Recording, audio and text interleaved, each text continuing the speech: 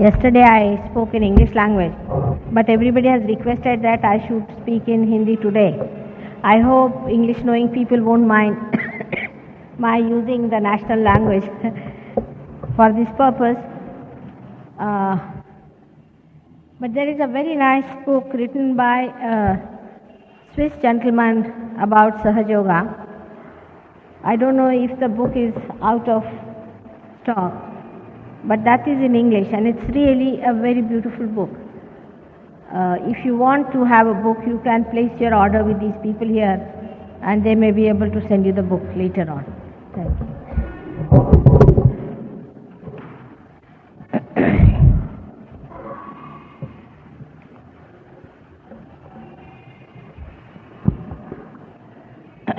कल आपको प्रस्तावना में मैंने बताया कि जो आप हैं वो किस लिए संसार में आए हैं, परमात्मा ने आपको इतनी मेहनत से क्यों इंसान बनाया और इस इंसान का क्या उपयोग है। इसके लिए परमात्मा ने हमारे अंदर जो जो व्यवस्था की है वो अतीव सुंदर है और बड़ी मेहनत लेकर के ये व्यवस्था की गई और सारी तैयारियां अंदर जुट गई थी। लेकिन जिस वक्त मनुष्य को स्वतंत्रता दी गई, जब मनुष्य ने अपनी गर्दन ऊपर उठाई और जो पूर्ण मानव हो गया, तो उसने अपने स्वतंत्रता को भी पा लिया था।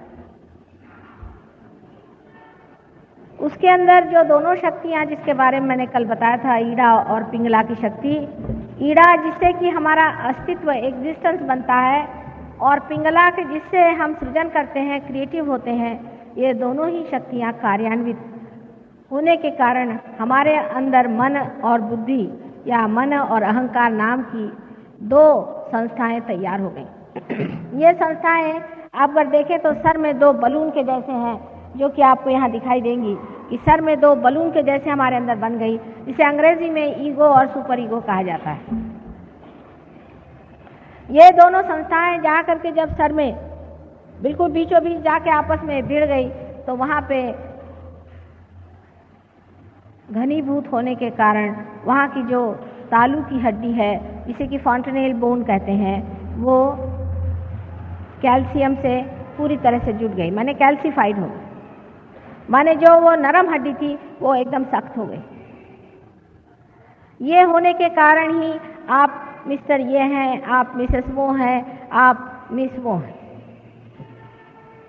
इसी कारण आप सब में जो अहम पना है कि मैं ये हूँ, मैं वो हूँ, मैं ये हूँ, ये सब इसी वजह से आ गया क्योंकि आप सब उस सर्वव्यापी शक्ति से अलग हो गए। इससे पहले जो कुछ भी आपकी उत्क्रांति हुई, माने आप एक कार्बन एटम से ले करके इंसान होने तक जो भी आपकी उत्क्रांति हुई, जो भी आपका इवोल्यूशन हुआ है, वो अपने आप होते रहा और वो आपके सतर्कता में नहीं हुआ, आपके कॉन्शियस माइंड में नहीं हुआ। मैं बीच बीच में अंग्रेजी शब्द इस्तेमाल करूंगी तो जिनको बहुत अच्छे से हिंदी नहीं भी आती वो भी समझ पाएंगे। कॉन्शियस माइंड में माने आपके सतर्क चित्त में ये बात नहीं आई कि आप किस तरह से अमीबा से इंसान बने। यह आपने जाना नहीं, यह अनजाने में ही होता रहा। लेकिन इसके आगे का जो उत्क्रांति का पद है, इसके बाद जो आपको पाने का है, वो आपको जानना जरूरी था। अगर आप न जानते तो न तो आप परमात्मा को जानते, न उसकी मेहनत को जानते, न ही उसकी शक्ति को जानते, न ही उस शक्ति को आप कार्यान्वित कर पाते। इस दशा में जब आ गए, इस विशेष दशा में, इस प्रौढ़ावस्था में, इस मैच्योरिटी में जब आप आ गए, तभी आपको वो पद मिलने वाला है जिसे आप अपनी सतर्कता में जानेंगे, अपनी कॉन्शियस माइंड से जानेंगे। आप इसको जानिएगा कि हम कुछ और हो गए, हमारे अंदर कुछ बदल आ गया और इसीलिए स्वतंत्रता आपको दी गई। ये स्वतंत्रता इसलिए दी गई जैसे कि एक बच्चे को पहले आप गणित में सिखाते हैं कि 2 और 2 4 है, उसके बाद उसको एक सवाल आप दे देते हैं, उसको कहते हैं कि इस सवाल का आप जवाब ढूंढ के निकालिए। ये सवाल आपको हमने दिया है, ये प्रश्न हमने आपके सामने रखा है, इस प्रश्न का हल आप निकालिए। इसी प्रकार परमात्मा ने आपको इसलिए स्वतंत्रता दी कि जीवन का प्रश्न जो है उसे आप अपनी बुद्धि से ही साधें। सब मनुष्य में बुद्धि होती है। बुद्धि में जब तक सुबुद्धि नहीं होती, विजडम नहीं होती है, तब वो बुद्धि किसी काम की नहीं। सुबुद्धि भी मनुष्य में होती है, जन्मता ही उसमें सुबुद्धि भी होती है, लेकिन मनुष्य अपनी स्वतंत्रता में इसे खो बैठता है। सुबुद्धि आपके अंदर होती है, और सुबुद्धि से जब आप किसी चीज में, अपनी स्वतंत्रता में किसी चीज को आप खोजते हैं, जब आप स्वतंत्रता में इसको खोजते हैं, तब सुबुद्धि होने पर आप बराबर बीचों बीच मार्ग में रहते हैं, जिसे कि हम सुषुम्ना का पथ कहते हैं, जिसे पैरासिम्पैथेटिक नर्वस सिस्टम का मैनिफेस्टेशन होता है। अब जो लोग इस सुबुद्धि से अपरिचित हैं, या जिन्होंने उसको तिलांजलि दे दी, इस विजडम से पार हो गए, वो एक तो राइट हैंड साइड की तरफ बहुत जाते हैं या लेफ्ट हैंड साइड की तरफ बहुत जाते हैं। अब इस लेफ्ट हैंड की ओर हमारा अतीत है, हमारा अतीत, हमारा पास्ट लेफ्ट हैंड की तरफ में। जो कुछ हमने आज तक किया है वो सब हमारे लेफ्ट में है, हमारी ईड़ा नाड़ी में पूरा की पूरा स्थित है। इसी से जो संस्था बनती है, जिसे कि हम मन कहते हैं या सुपर ईगो कहते हैं। आपने बहुत बार सुना हो, लोग कहेंगे मेरा मन नहीं चाहता ना। ये मन है क्या? ये मन आप नहीं है, ये मन है। लोग कहते हैं भाई मेरा मन नहीं चाहता है करने को।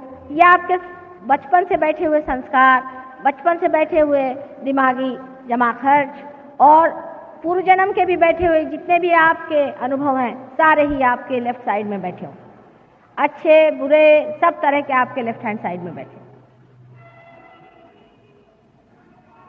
और आपके राइट हैंड साइड में आपका भविष्य है। राइट हैंड साइड में आप जो सोचते हैं आगे का, ये करने का है, प्लानिंग करने का है, ऐसा करने का है, वहां जाने का है, इसे मिलने का है, ये सारा कुछ आपके राइट हैंड साइड में होता है। उसी प्रकार हमारे शरीर की चिंता करना कि हमारा शरीर कैसा ठीक रहेगा, और इस शरीर में ये तकलीफ है, और किसी आने वाले मृत्यु से डरना आदि, सब राइट हैंड साइड में हो जाता है। पर सुषुम्ना जो बीच का स्थान है, वो है आपका प्रेजेंट, माने वर्तमान, प्रेजेंट। अब मैं आपसे कहूं कि आप इस वक्त रुक जाएं, इसी वक्त यहां पर आप रुक जाएं, तो हो नहीं सकता। रियलाइज सोल्स को होगा, बाकी नहीं रुक सकते, क्योंकि एक विचार उठता है फिर वो खत्म हो जाता है। आप उसका उठना देखते हैं, उसका गिरना नहीं देख सकते। दूसरा विचार उठता है, वो भी गिर जाता है। इन दोनों के बीच में जो जगह है वो विलंब है, वही प्रेजेंट है। जो उठा विचार और गिर गया वो तो अतीत में चला गया, वो तो पास्ट में चला गया, और जो विचार आने वाला है वो सामने के लिए बना हुआ है, वो आपके भविष्य में, फ्यूचर में चला गया। लेकिन जो इसके बीच में थोड़ी सी जगह होती है, जिसे विलंब कहते हैं, वो जगह वहीं प्रेजेंट है। और वो हर इंसान में इतनी छोटी सी होती है कि इंसान ज्यादातर एक विचार के खोपड़ी पे आया नहीं कि दूसरे पे कूदा, तीसरे पे कूदा, चौथे पे कूदा, बस हर समय कूदते ही रहता है। इसलिए वो अंदर उतर नहीं पाता है।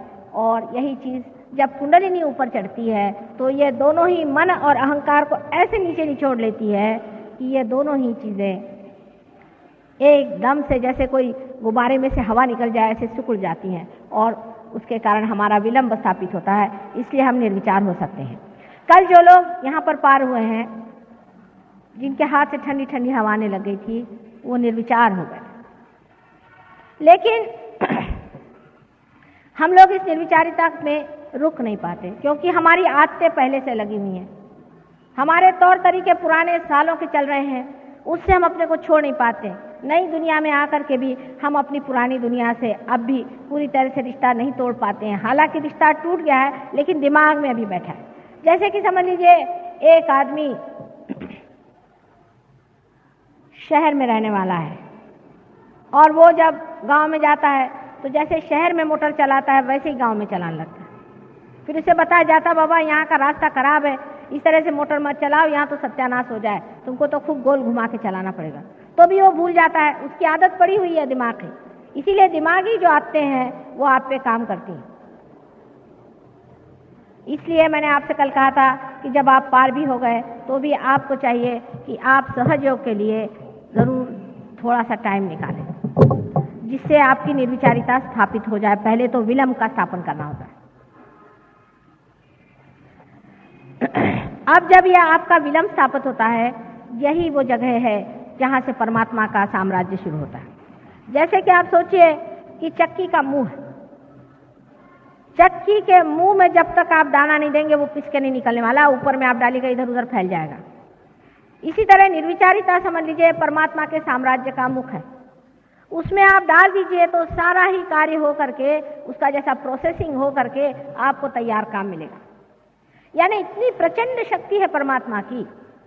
क्या आपको कोई प्रश्न है? अभी यहाँ पर एक साहब आए हुए हैं, वो मॉरिशस के रहने वाले हैं, बहुत बड़े साइंटिस्ट हैं और उन्होंने डॉक्टरेट की, बहुत सालों से मेहनत करते रहे, उनकी डॉक्टरेट किसी तरह से पास नहीं कर रहे थे और विषय उन्होंने बड़ा सुंदर लिया था कि शराब का क्या असर होता है हमारे ऊपर।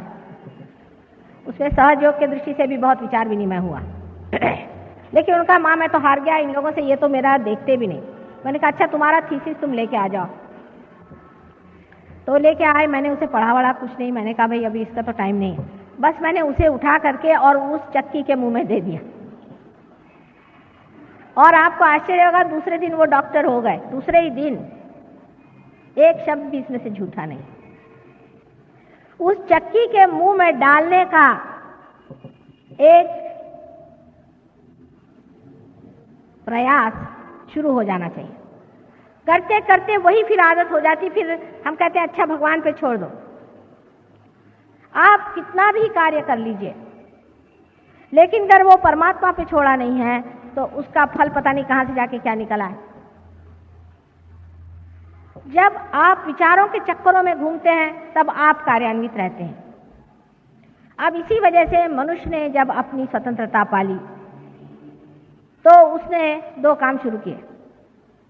शुरू में तो उसने ये कहना शुरू कर दिया कि ये नहीं करो, वो नहीं करो, यहाँ नहीं जाओ, वहाँ नहीं जाओ। खासकर वेस्टर्न देशों में बहुत ज़्यादा डिसिप्लिन करो।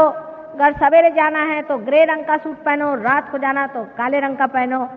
शराब पीना है तो इस बोतल से पियो, फलाने का एक उसका एक अलग से एक ग्लास लाओ, उसके ऐसे कांटे चम्मच रखो, इसके साथ में ये कपड़ा पहनना चाहिए। मार खोपड़ी खा लिया अपनी, उसका कोई अंत है? पागल जैसे लग गए। हर एक चीज का उन्होंने ऐसा तरीका बनाया कि आदमी पगला जाए। खाना न खाना हुआ एक आफत हो गई। चीज है तो उसके लिए प्लेटर अलग लाओ, फलाने के लिए अलग लाओ। अपने देश में भी ऐसे रिचुअलिज्म बहुत हो गए। यानी परमात्मा की प्रार्थना करना, परमात्मा को अपने को समर्पित करना, ये छोड़ के उसके दुनिया भर के रिचुअलिज्म हमने निकाले और उसमें इतनी बेवकूफियां हमारे देश में भी हमने की है कि जिसकी कोई हद नहीं। उसका उदाहरण एक बताऊं कि जैसे कि संकष्टी होती है अपने यहाँ, जिस दिन श्री गणेश जी का जन्म हुआ है उस दिन उपवास करना। अब ये बताइए आपके घर अगर बच्चा होगा तो उस दिन क्या आप उपवास करेंगे, सुतक रखेंगे? एक सीधा हिसाब बताइए। एक रीजनिंग लगाना चाहिए ना, आदमी को सोचना चाहिए क्या हम इस तरह से करेंगे? हमारे घर अगर बच्चा हुआ तो भाई हम शोर करेंगे, उस दिन ढोल बजाएंगे, लोगों को पेड़े खिलाएंगे, खूब मौज करेंगे, मेजबानी करेंगे। और श्री गणेश जब पैदा हुए तो उस दिन जा करके आप उपवास कर रहे हैं। ये इस तरह की अजीब अजीब चीजें। फिर ये कि मंदिरों में जाना, फिर मंदिर में ब्राह्मण बैठे हुए हैं, बड़े 420 है पक्के, मालूम है इनका कोई चरित्र नहीं, कुछ नहीं, जाके उनके सामने उनके पैर छूना। आपके पैर के धूल के बराबर भी नहीं है, पर वहां बैठे हैं मंदिर में तो उनके पैर छूना। फिर वो तीला लगाना और सवेरे 4 बजे उठ करके सबको परेशान करना, चीखना, चिल्लाना, धर्म के नाम पे हर तरह की परेशानी डालना। हर एक धर्म में, कौन सा धर्म ऐसा नहीं जिसमें तमाशे नहीं किए?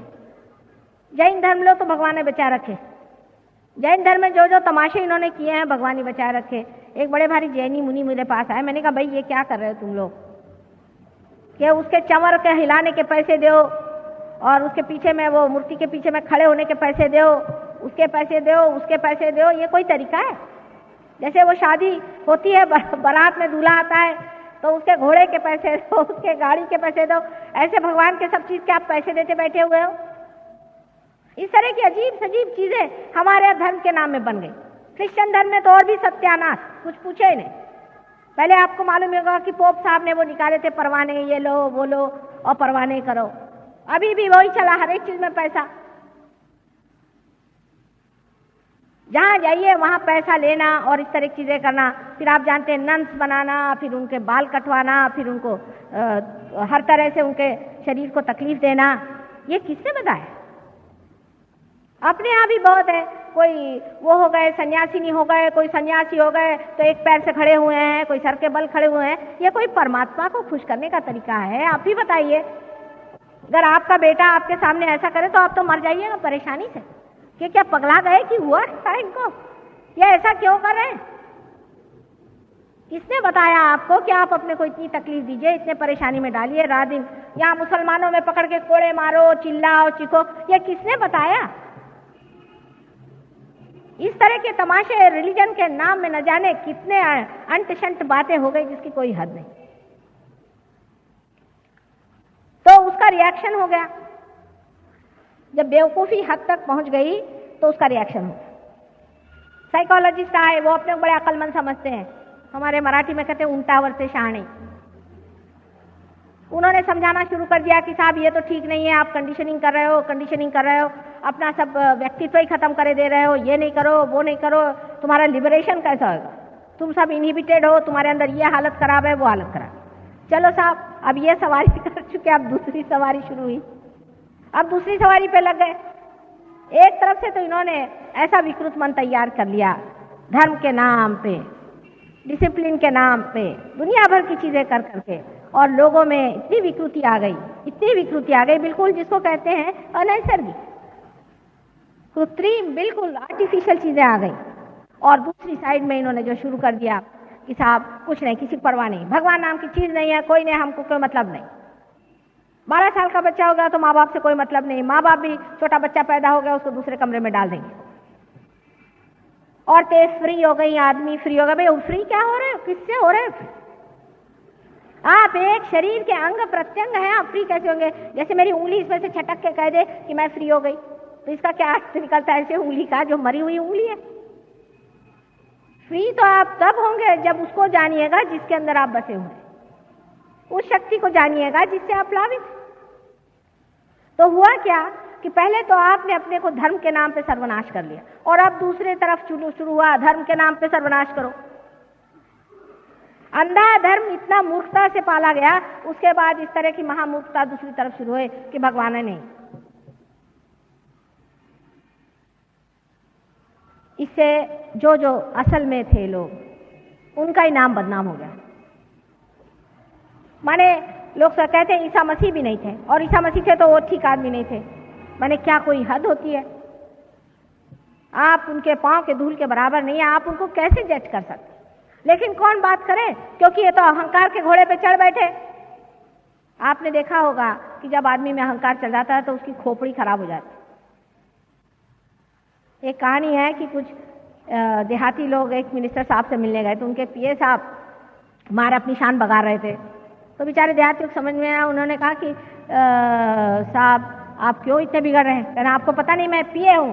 कहना हमको पहले पता देते आप कि आप पिए हुए हैं तो हम आपके सामने नहीं आते। तो जिसके ईगो चढ़ जाता है वो पिए हुए आदमी जैसा था, उसको समझ में नहीं आता है। उसके पास अगर सत्ता हो गई तो उसको तो ऐसा लगता है कि वो घोड़े से भी जल्दी चल रहा है। घोड़ा तो पीछे रहेगा, ये ऊपर ही दौड़ते रहता है बिगाड़ घोड़े के। अजीब पागलपन के नमूने आप लोगों ने देखे होंगे, मुझे बताने की जरूरत नहीं। कोई आदमी फोन पे बात करता तो फौरन पता हो जाता कि कहाँ की चिड़िया है ये। बात के ढंग में, बातचीत में, हर एक चीज में उसके अंदर अहंकार ऐसा जोर मारता है कि उसको पता ही नहीं चलता। आप लोगों के अहंकार में अभी तक उतनी वो नहीं आई है चुस्ती जितनी हमने वेस्ट के लोगों में देखी। उनका तो अहंकार ऐसा उन पे जमा बैठा हुआ है कि वहाँ का एक साधारण मजदूर भी इस तरह से बात करता है कि लगता है ये कौन से पागल खाने से चला है भाई।